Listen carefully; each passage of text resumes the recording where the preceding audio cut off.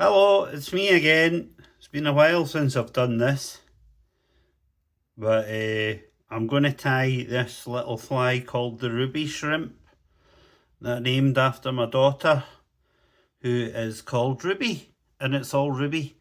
It's an interesting one because it uses a cheap Indian rooster saddle. They're about a fiver. I got this one at Chuck and Duck. It's got a really nice black mottling through it, so every fly looks a wee bit different. Anyway, 80 thread of your choice. I've got a Patriot in silver in size 6 because I need some size 6s. So the first material we're going to use is gold wire in medium, and I use Lagerton for this exclusively. It's so strong, this stuff. Bloody love it. So just catch that on the way down, just to level with the barbs, and then 3 turns of this. 1, 2, 3, through the back. Just make sure it's nice and tight, and then tie that in.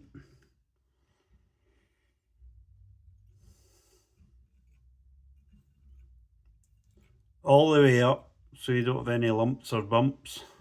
And snip off.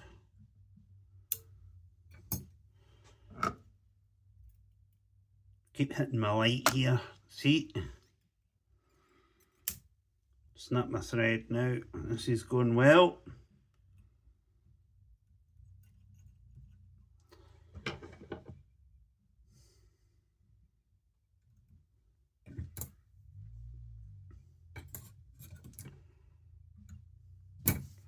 So the next material is Arctic Runner. This is from Stay Hooked.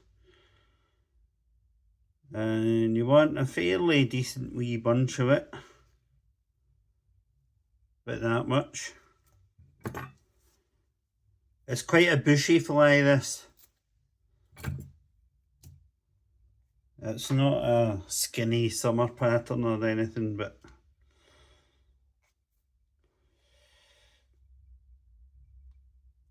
and then we want just about twice the length of the hook here, just to keep the proportion right.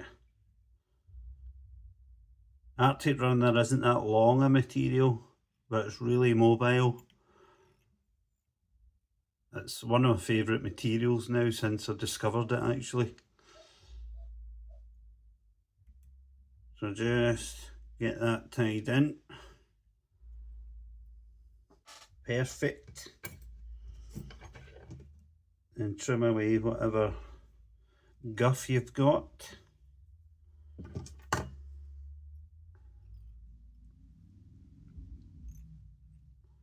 Keep the body nice and smooth.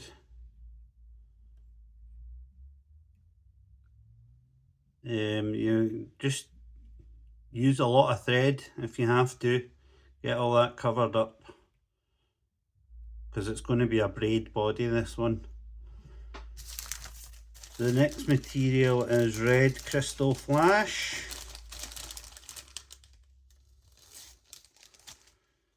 You can put as many lengths in as you like.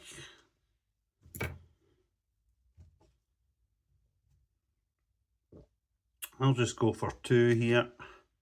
It's got a flashy body, this fly, so you can put 3 in, 4 in, whatever. 2 does the meat. I do make other flies that are very flashy, like the Kinnermoney Flash Wing,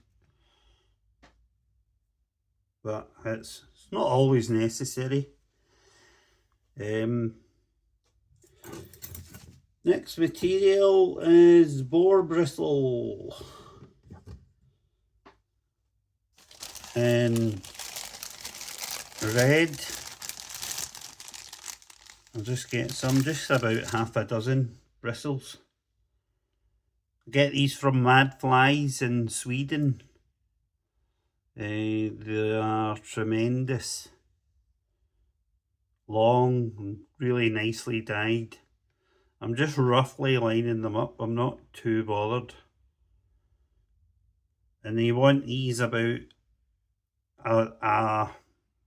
at least I would say a tail length more.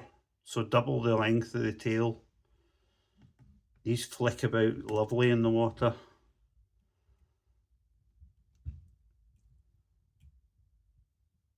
Get them well tied in, and we're all the time we're building a cigar shape here. If you just fold them up at the end, that'll get them up in the air. So we're building this shrimp shape, which is thicker going to thinner. Oh, there goes the thread. I'm using Uni 8.0. I don't often use it actually, but it's the only red I've got. And I'm so heavy-handed.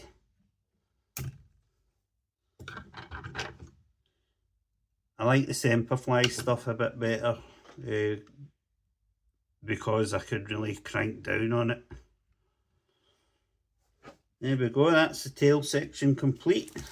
So then on to our rooster cape. We want one of these big feathers right at the top. There's a beauty, look at that. This has got a lovely black centre to it.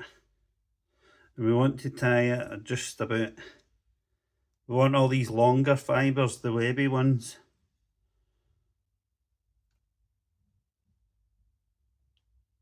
So there's 5 turns to hold it, snap the end off. And then fold it over and lock in.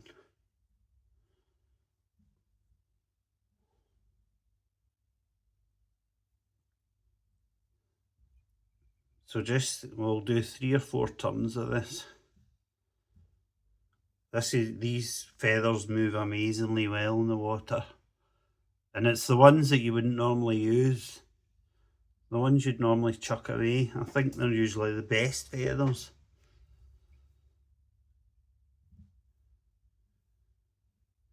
There we go, that'll do it. So depending on the feather, you've got 4 or 5 turns anyway. It's not just 5 turns to hold it on. It's not a skinny fly, it's designed to annoy. So sweep all that back, just get it tidied up. Try not to tie over the hackles too much, and what I mean is like that, because you just flatten them. But do make sure they're secure.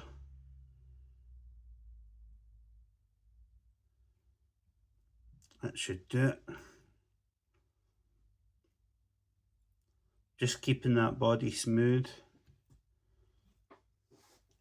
Lovely. Then we're back to our medium gold wire.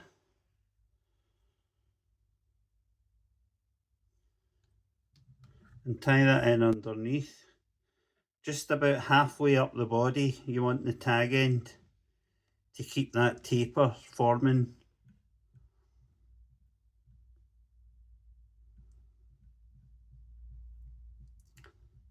Just get it nice and tied in. Then I use this Lagerton rainbow flat braid. It's beautiful stuff.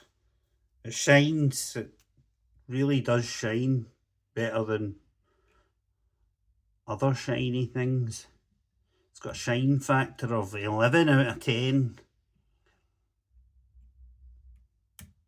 Oh, this thread's doing my nut in. It's not the thread's fault, by the way, it's my fault. I'm just too heavy-handed.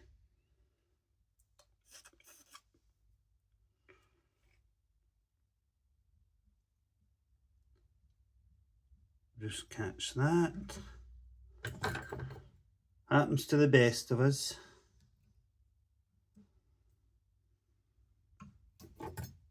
So get that.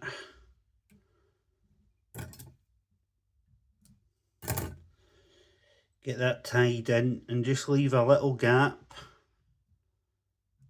here. So don't tie all the way to the tail so that when we turn the braid, it doesn't trap the tail. So just back down in pretty even turns. And then take the braid. See the gap there? Just pull it tight. It's stretchy, this stuff. Cover that wee gap. And then just overlapping turns all the way down to where the thread is.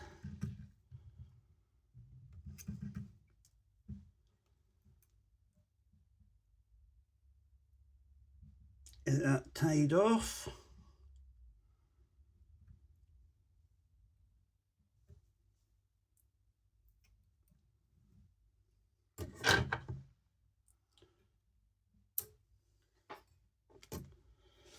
Then we want one of these middle hackles, the longer ones. You see them here, you've got to fish about a wee bit. But there's the good one.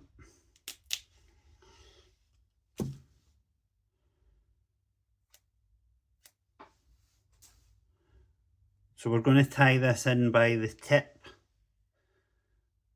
to encourage we want the fly to get bulkier as we go back, because that's how a shrimp looks. So in by the tip, just break the tip off. That leaves a couple of fibres, double them over, and then that's you tied in. This is where it gets tricky. You could use hackle pliers here. I don't, I'm just used to not using them. Right, so just double that back just now. And then we'll take one full turn at the top, which leaves us in this awkward position. Don't worry about trapping fibres. I just kind of brush them out the road a wee bit. But we've got a magic toothbrush that'll sort all this out. Just take your time. About 4 turns down the body. The quicker you do this, the less gets trapped. And then keep holding. Take your wire that we tied in earlier. And one good tight turn at the back. And then I like to, if you pull this at a right angle, it'll snap off. Do not let go of the wire. And then about 4 turns back up the body. Don't worry about catching anything. You will have 1 or 2 fibres stuck. It's just the nature of the beast, unfortunately. But the salmon don't care. So there, I'm really pulling tight on that to get it locked in. This is usually when I snap the thread.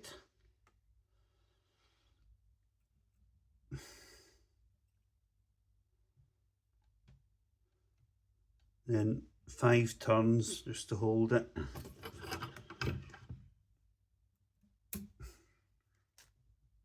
Right, so get everything swept back first of all.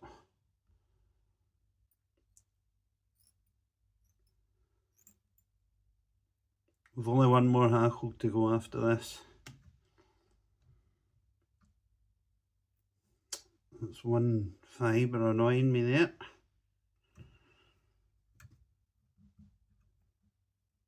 if you just run these through your fingers first of all, you'll pull out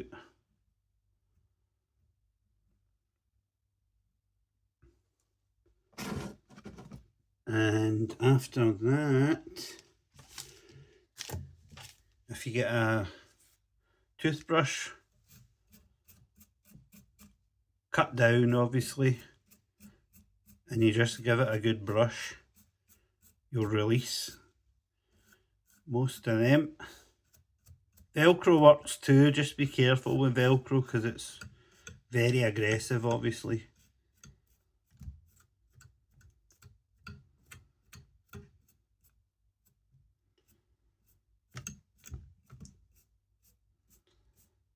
There we go, that'll do it. And then lastly we want one of these little hackles from the bottom. Yeah, that one will do it. This is just a little head hackle.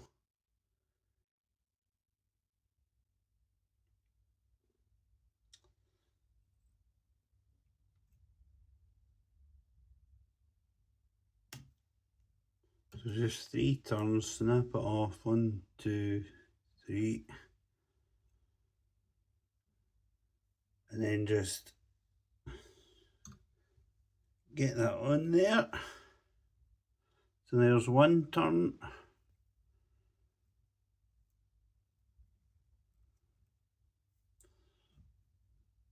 Yeah, 1 and 2 turns. Just make sure that's on. I like to just pull it back on itself. Gently, not too hard. Sometimes you'll snap it and the whole thing will unravel. It's very, very annoying.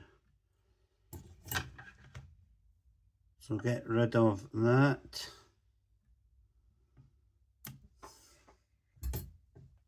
Sweep everything back. Helps to have 3 hands sometimes, so just take a thread to the front here and then make sure everything's in position and just form your head.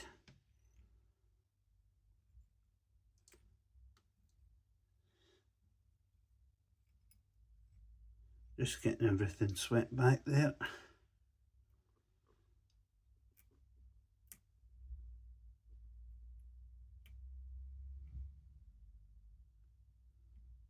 Just take your time here, there's no point rushing the end. I just like to build up a good wee head so the glue has got something to settle into.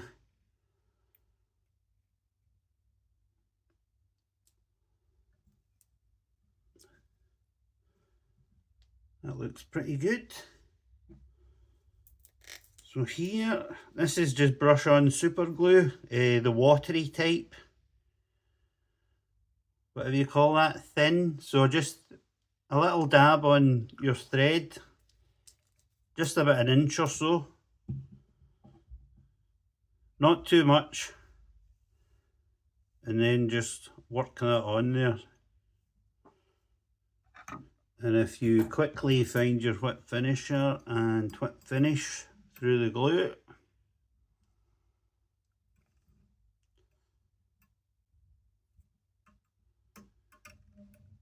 Bob is indeed your uncle. I'm just dabbing off that excess glue there. So if I just, I'm going to pull them up a bit. Just let the glue dry, some varnish, and Bob's your uncle, like I said. The t-shirts are brand new, they're on my new website if you want one. They just help to run the website, they're nothing special, but represent, available in pink. This fly is on the website. I'd love this one to become popular because it's named after my daughter. So there we go. Any requests, just let me know, and goodbye.